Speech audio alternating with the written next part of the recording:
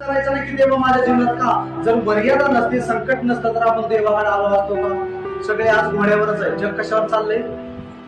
जे घोड्यावरच आहेत, सगळे घोड्यावर करायचे, कुणी थांबत नाही. म्हणून काही काही वेळा देव शौलाचा पाऊल करतो, त्याला घोड्यावरून पाडतो आणि त्याला आपल्या मार्गाला चालण्यासाठी मर्यादा देतो.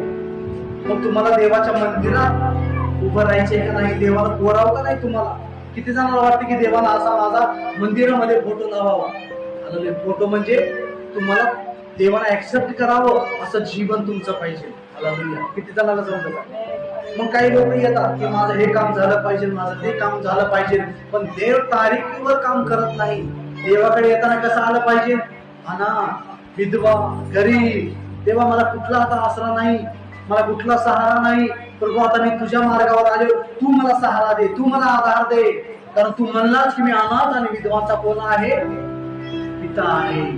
मग देवाकडे येताना कसं आलं पाहिजे की आपला एक बाप आहे. मला आई नसेल, मला वडील नसेल, मला नवरा नसेल, मला कुणी नसेल, मला भाऊ नसेल, पण मला कोण आहे? माझा परमेश्वर आहे. जेव्हा तुम्ही त्या अधिकाराने देवाकडे येताय आणि तुमचं अंतरून बदलायला रोगाचा देवाला वेळ लागणार नाही. कसं यायचं?